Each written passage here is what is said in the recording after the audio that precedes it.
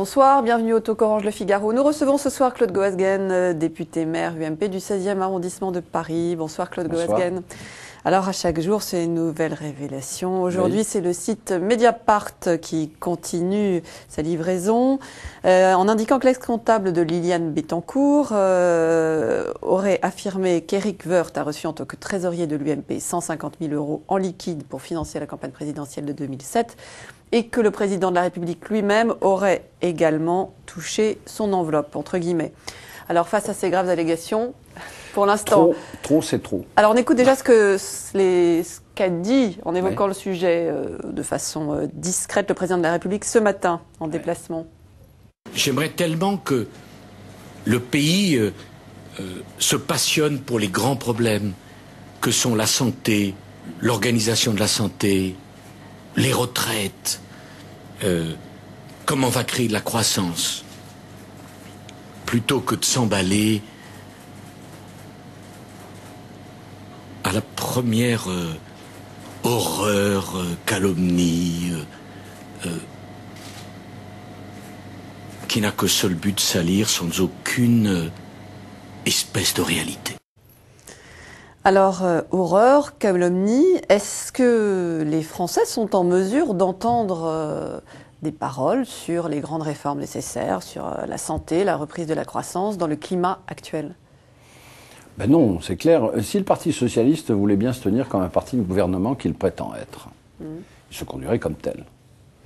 Là, je dois dire qu'il se conduit comme le Front National Empire, se suscitant d'ailleurs le réveil du Front National, volontairement d'ailleurs, parce que là on est dans le populisme. Vous y allez fort là quand même. J'y vais fort, mais je pense vraiment que cette fois ça suffit, quoi.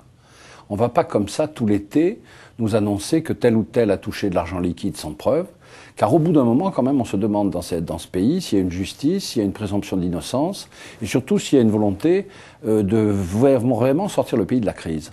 Est-ce que le Parti socialiste ne cherche pas de façon assez logique finalement à avoir un peu de transparence sur quand même des éléments qui sont de nature à troubler les Français ? Mais le Parti socialiste n'est pas juge.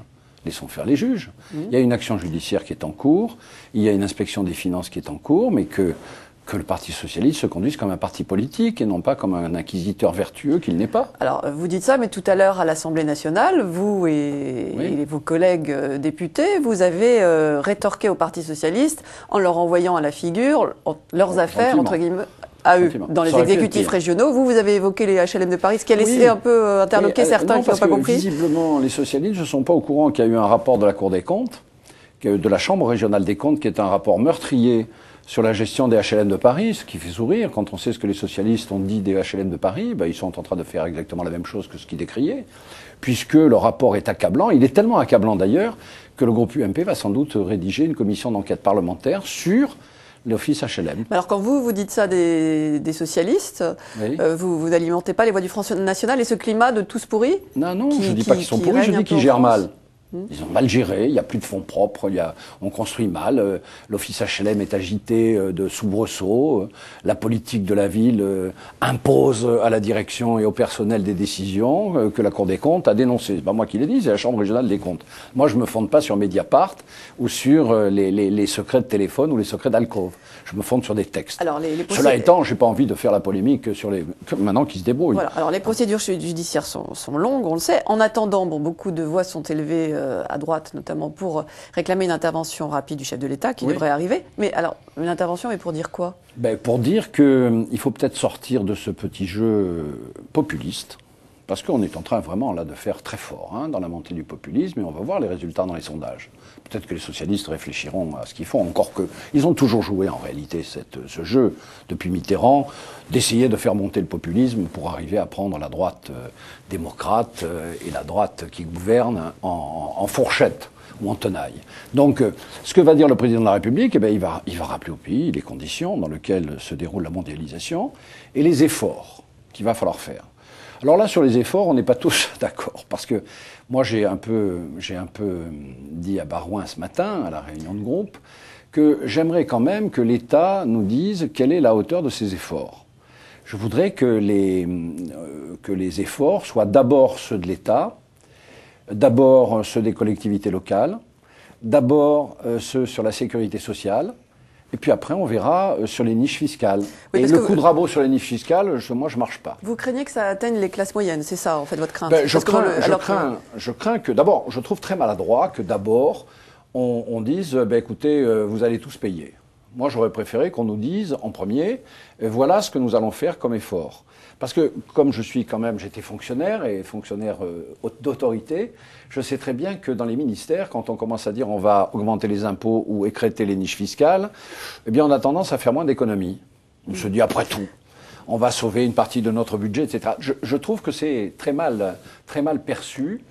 Et je ne voudrais pas que les Français considèrent qu'ils vont être d'abord les premiers à payer. Je voudrais aussi que, par exemple, on s'occupe des niches économiques. Car il y a des effets domaines dans l'économie qui sont considérables, probablement autour de 80 milliards. Vous faites allusion à quoi quand vous dites je fais par exemple allusion à ce que l'on donne pour les 35 heures. On supporte les 35 heures qui sont vraiment un fardeau pour l'économie française. On paye environ 35 ou 40 milliards par an pour que les entreprises puissent alléger les horaires de travail. Et d'ailleurs, on donne 17 milliards pour qu'on fasse des heures supplémentaires, ce qui paraît contradictoire, quoi. Enfin, il y a peut-être là des aménagements à faire. Comme on dit, il y a du gras. Alors, le ministre du Budget a aussi indiqué que, notamment dans une interview aux Échos ce matin, que plusieurs aides au logement et à l'emploi d'un salarié à domicile devraient être revues à la baisse. Est-ce que c'est non. C'est non. C'est-à-dire vous voteriez contre? Non. C'est non. Alors, sur les emplois familiaux, je ne l'accepte pas. C'est parce que vous êtes élu du 6e, vous dire certains? Non, mais écoutez, qu'est-ce que c'est que l'aide à domicile et l'emploi familiaux? En réalité, ce sont des niches fiscales qu'on a accordées à la classe moyenne parce que les crèches sont réservées à ceux qui ont moins de moyens. Moi, par exemple, dans mon arrondissement, je n'ai pas de crèche. Alors, qu'est-ce que je vais expliquer à la classe moyenne? Je vais leur dire, écoutez, bon, vous n'avez pas de crèche, mais l'avantage qui permettait de compenser la lacune de l'État, parce qu'en fait, c'est une lacune des services publics, si on ne met pas de crèche pour tout le monde, par la niche fiscale, eh bien, on va vous l'écrêter. On va me dire, écoutez, c'est très gentil tout ça, mais pourquoi, nous, classe moyenne, nous sommes victimes à ce moment-là d'un espèce d'effet seuil sur les revenus pour les crèches, ou bien pour les aides à domicile? Pourquoi Non. Dans les niches, le coup du rabot, c'est bien, mais Agnery, c'est l'idée du rabot, parce qu'il se dit sinon, on ne pourra pas le faire. Non, je ne suis pas du tout d'accord. Il va falloir faire d'abord un vrai débat parlementaire. Moi, j'aime beaucoup le gouvernement, mais il y a des choses, je ne suis pas prêt de céder. Il y a, par exemple, sur les handicapés, ce qui a été dit ce matin, moi, ne m'enthousiasme pas. Il y aura certainement de la baisse, il y aura des débats parlementaires. De Alors, je vois bien que le gouvernement essaiera de passer en force, mais moi, je suis pas un godillot. C'est-à-dire que s'il y a des choses qui me plaisent pas, je le dirai. En revanche, la loi sur la burqa, sur l'interdiction du port de la burqa, ça ira. Oui. Non, mais on a réussi quand même à convaincre le Parti socialiste. Je dirais presque que c'est dommage. Car moi, j'ai toujours souhaité que le clivage se fasse là-dessus. J'en ai un peu marre de ces vertueux qui sont toujours du côté du manche et qui voient finalement que dans l'opinion publique, ces problèmes de cagoule et de burqa, ça passe pas, et qui se disent au dernier moment, après tout, on va coller aux affaires, tout en dénonçant, bien entendu, le fait que nous fassions une loi. C'est-à-dire qu'en réalité, ils vont voter une loi contre laquelle ils sont, mais pour en profiter ultérieurement. Vous évoquez les vertueux. Est-ce que pour qu'apparaisse un peu plus la vertu de ceux qui nous gouvernent, il n'y a quand même pas certaines mesures que le président de la République devrait annoncer? Est-ce que quand même qu'Éric Woerth ait été un moment et cumulé la fonction de ministre du budget et de trésorier de l'UMP, ça pose pas un problème? Écoutez, ça dépend ce qu'on entend par trésorier. C'est vrai que trésorier, le terme est mal choisi. En réalité, le trésorier, c'est un comptable. Le trésorier ne touche rien. C'est pas le trésorier qui a les comptes. C'est pas le trésorier qui brasse l'argent. C'est pas celui qu'on met derrière le tas d'or, comme on faisait dans les années 30, parce que ça va finir comme ça va être la faute des 200 familles bientôt, je sens. L'affaire Bettencourt, ça sent quand même il y a tous les ingrédients. Ah oui, il y a tous les ingrédients des années 30 là-dedans. L'affaire Stavisky, tout ça revient, agrémenté d'ailleurs par le Parti socialiste. Alors justement, est-ce que dans ce contexte-là, il ne faut pas beaucoup de vertus et un code d'éthique? Mais écoutez, franchement, ou est-ce que c'est moi, du tox, je pense que Woerth, je le pense sincèrement, c'est un homme que j'estime.